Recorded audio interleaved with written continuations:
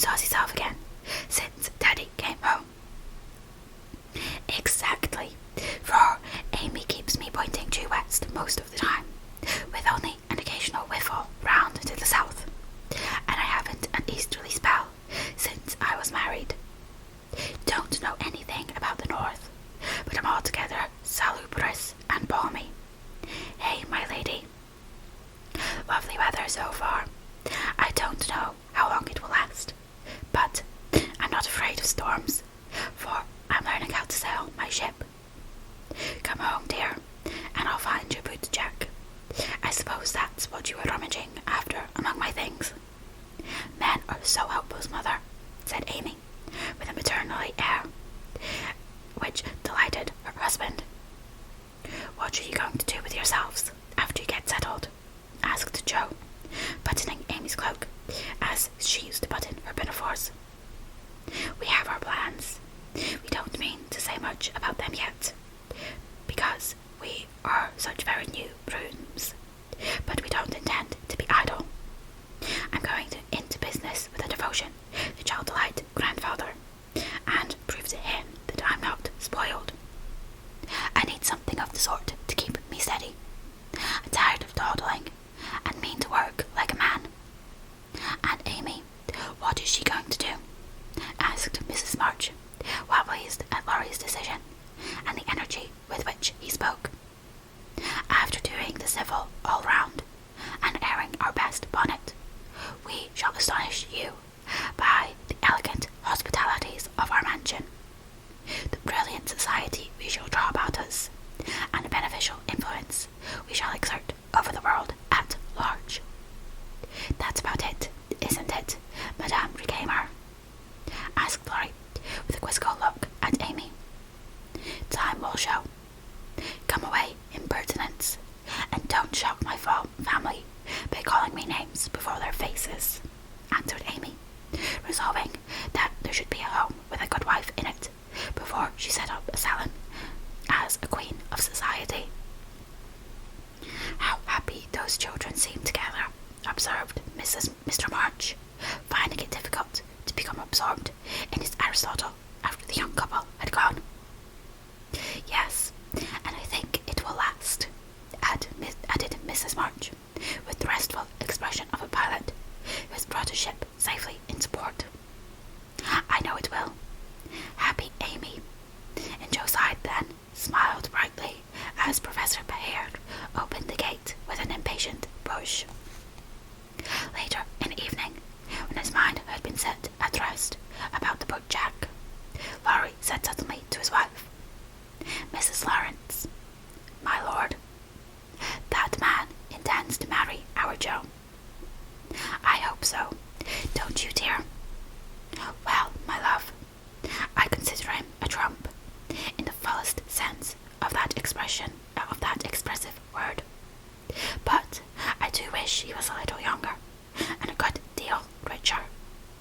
Now, Laurie, don't be too fastidious and worldly-minded. If they love one another, it doesn't matter a particle how old they are, nor how poor. Women never should marry for money. Amy caught herself up short as the words escaped her, and looked at her husband, who replied with malicious gravity, Certainly not, though you do hear charming girls say that they intend to do it sometimes. If my memory serves me, you once thought it your duty to make a rich match. That accounts perhaps for your marrying a good-for-nothing like me. Oh, my dearest boy, don't say that. I forgot you were rich when I said yes. I'd have married you if you hadn't a penny. And I sometimes wish you were poor, that I might show you how much I love you. And Amy, who was very dignified in public and very fond in private, gave convincing proofs of the truth of her words. You don't really think I am such a mercenary creature as I tried to be once,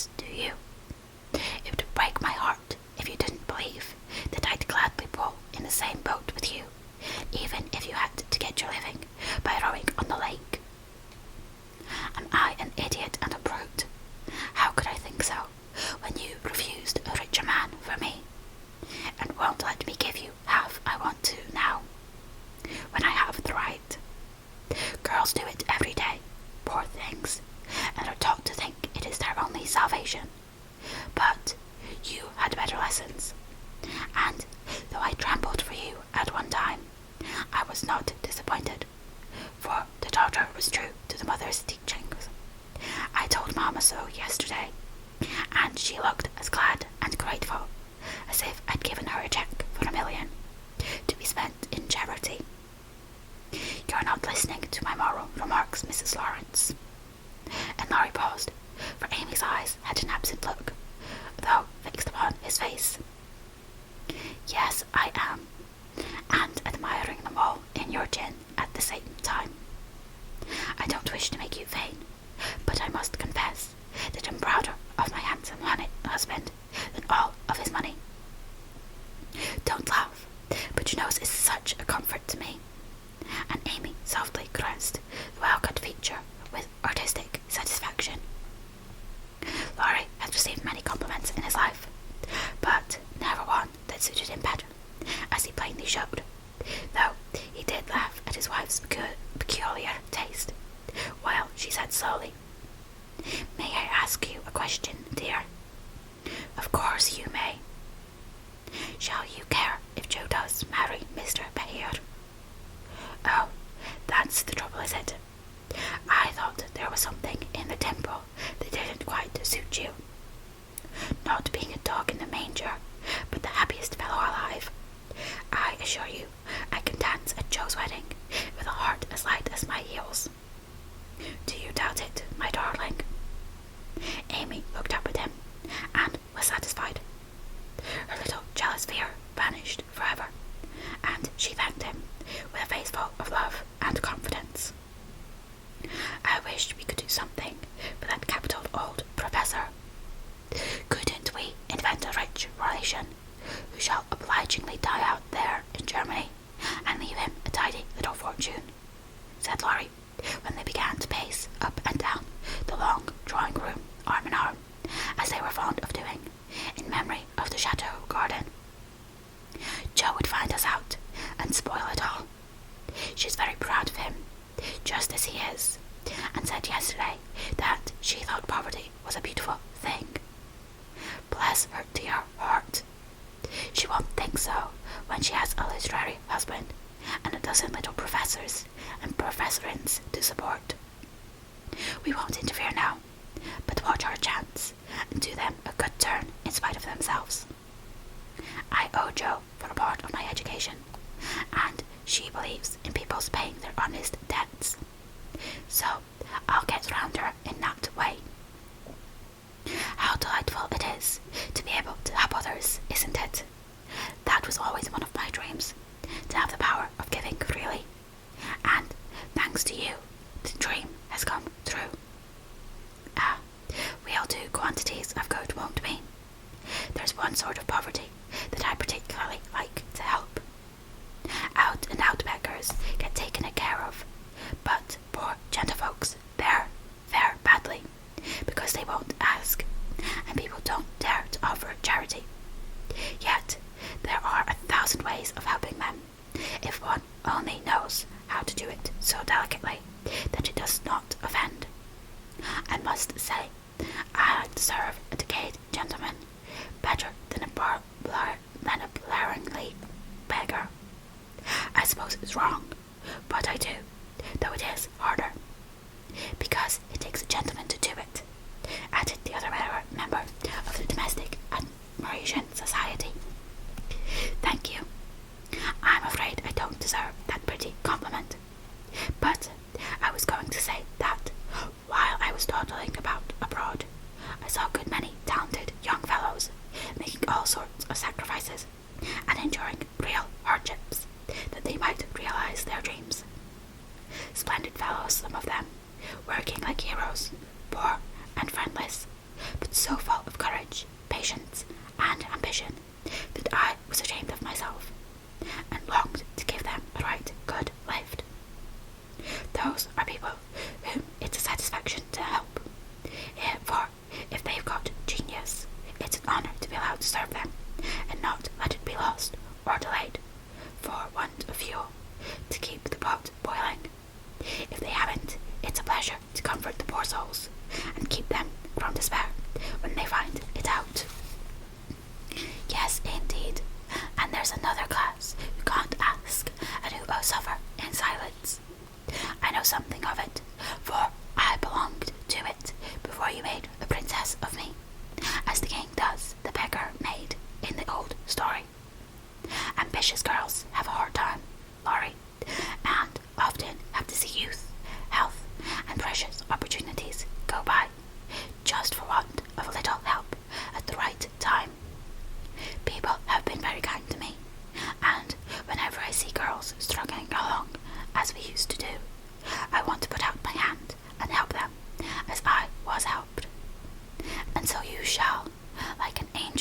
as you are, cried Laurie, resolving with a glow of philanthropic zeal to found and endow an institution for the express benefit of young women with artistic tendencies.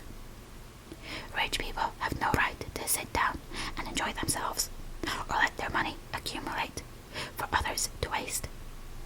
It's not half so sensible to leave legacies when one dies as it is to use the money wisely while alive and enjoy making one's fellow creatures happy with it.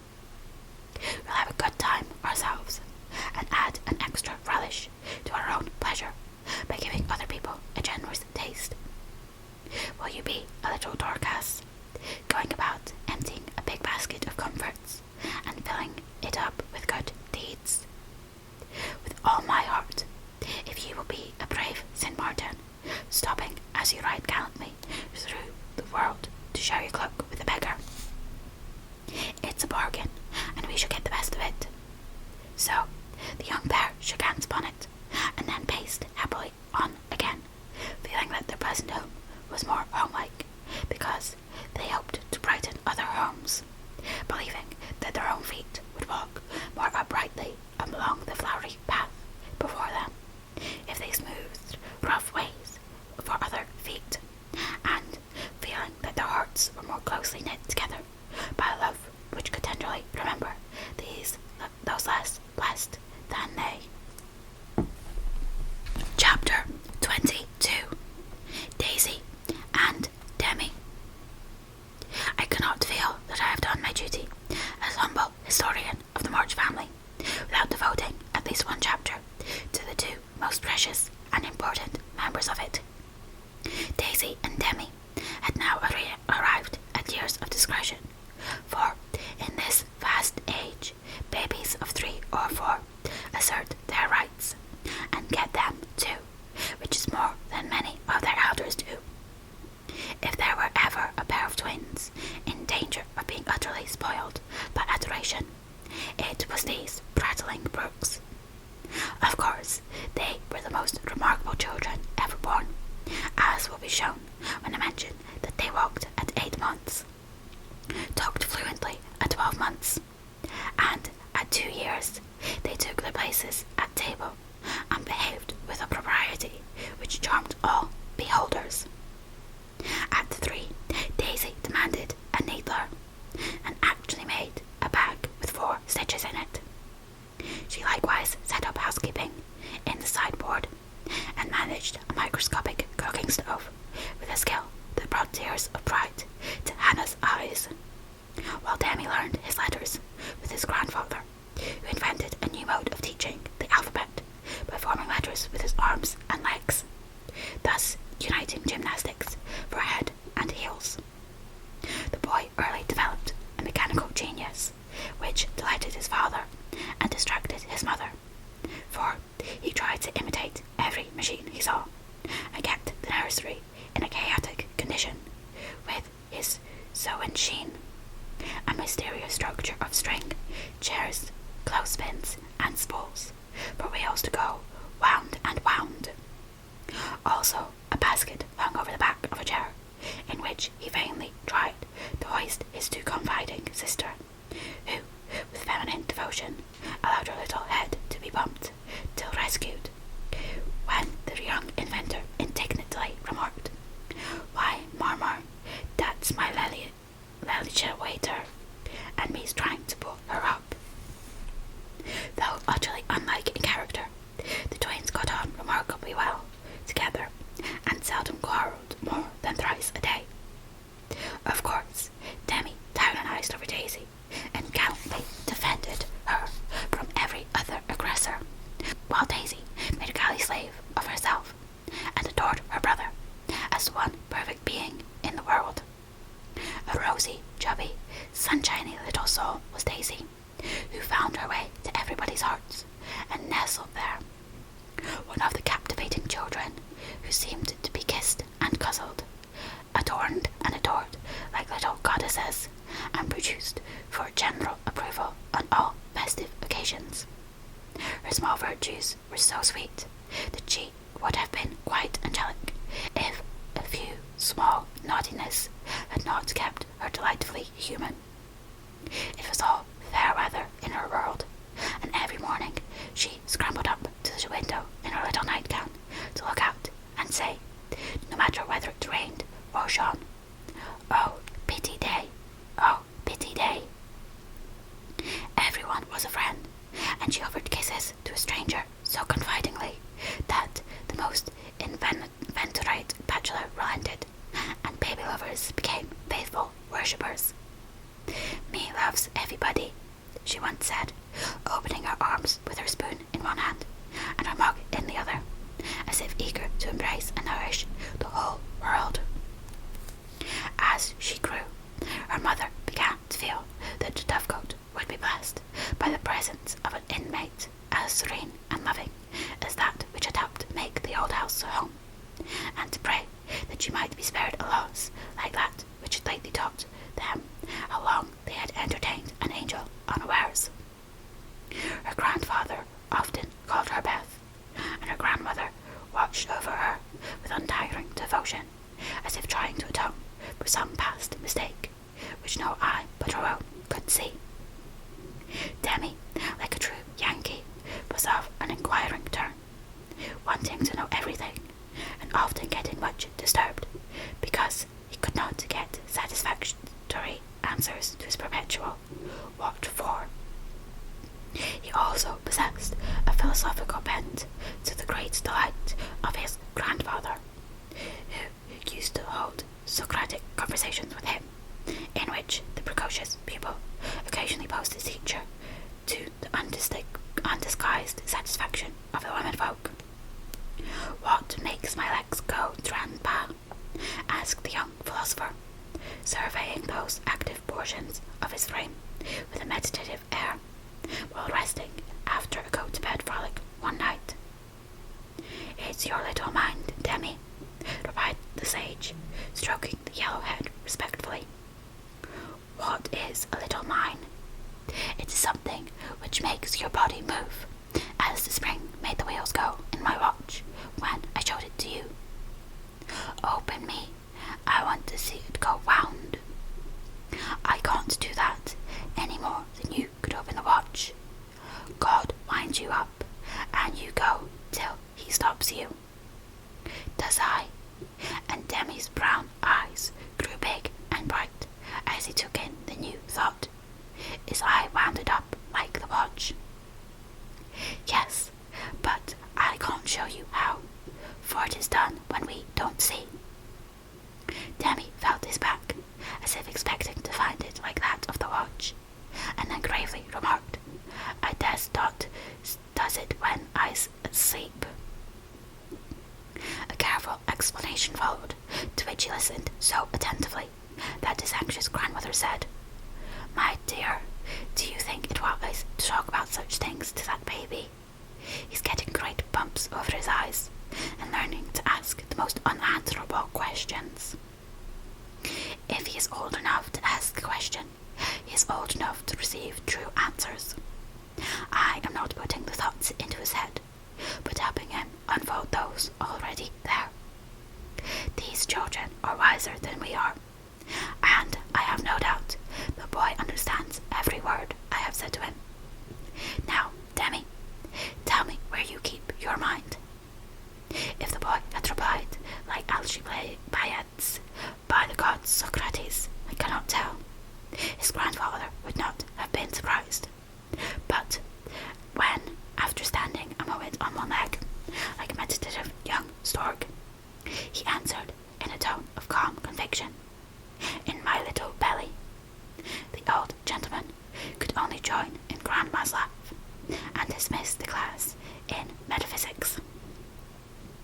There might have been cause for maternal anxiety if Demi had not given convincing proofs that he was a true boy, as well as budding philosopher, for often, after a discussion which caused Hannah to prophesy with ominous nods, "The child ain't long for this world," he would turn about and see and set her fears at rest by some of the pranks with which dear, dirty, naughty little rascals distract and delight parents' souls.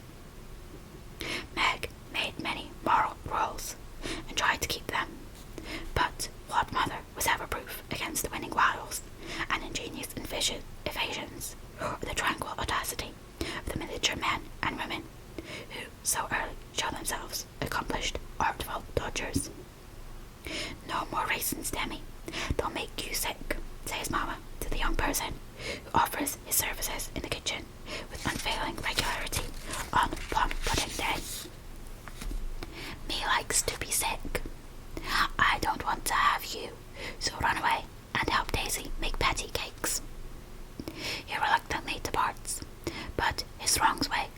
spirit, and by, when an opportunity comes to redress them, he outwits Mama by a shrewd bargain. "Now, you have been good children, and I'll play anything you like," says Meg, as she leads her assistant cooks upstairs when the pudding is safely bouncing in the pot. "Truly, Marmar?" asks Demi, with a brilliant idea in his well-powdered head. "Yes, truly. Anything you say," replies the short-sighted parent, preparing herself to sing "The Three Little Kittens" half a dozen times over, or to take her family to buy a penny bun, regardless of wind or limb. But Demi corners her by the cool reply, "Then we'll go and eat up all the raisins." Aunt Dodo was chief playmate and confidant of both children, and the trio turned Little House topsy-turvy. Aunt Amy was as yet only a name to them. Aunt Beth soon faded into a pleasantly vague memory. But Aunt Dodo was a living reality, and they made the most of her, for which compliment she was deeply grateful. But when Mr. Behir came, Jo neglected her playfellows, and dismay and desolation fell upon their little souls. Daisy, who was fond of going about peddling kisses, lost her best customer and became bankrupt. Demi, with infantile penetration, soon discovered that Dodo liked to play with the bear man better than she did him. But, though hurt, he concealed his anguish, for he hadn't the heart to insult a rival who kept a mine of chocolate drops in his waistcoat pocket, and a watch that could be taken out of its case and freely shaken by ardent admirers. Some persons might have considered these wasting liberties as bribes, but Demi didn't see it in that light, and continued to patronize the bear man with pensive affability, while Daisy bestowed her small affections upon him at the third call, and considered his shoulder her throne, his arm her refuge, his gifts treasures of surpassing worth. Gentlemen are sometimes seized with sudden fits of admiration for the young relatives of ladies whom they honour with their regard, but this counterfeit progressiveness sits uneasily upon them, and does not deceive anybody a particle. Mr. Behir's devotion was sincere, however, likewise effective, for honesty is the best policy in love as in law. He was one of the men who are at home with children, and looked particularly well when little faces made a pleasant contrast with his manly one. His business, whatever it was, detained him from day to day, but evening seldom failed to bring him out to sea. Well, he always asked for Mr. March, so I suppose he was the attraction.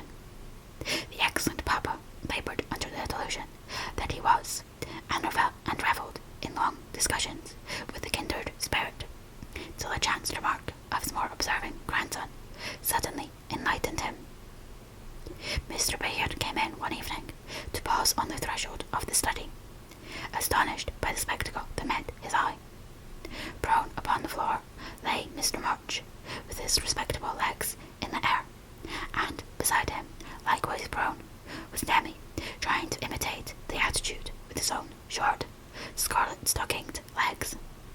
Both grovellers so seriously absorbed that they were unconscious of spectators, till Mr. Behir laughed a sonorous laugh, and Jo cried out, with a scandalized face, "Father, father, here's the professor!" Down went the black legs, and up came the grey head, as the preceptor said, with undisturbed dignity, "Good evening, Mr. Behir. Excuse me for a moment. We are just finishing our lesson. Now, Demi, make the letter and tell its name." I knows him, and after a few convulsive efforts, the red legs took the shape of a pair of compasses, and the intelligent pupil triumphantly shouted, "It's a wee, grandpa, it's a wee." "He's a born weller," laughed Jo, as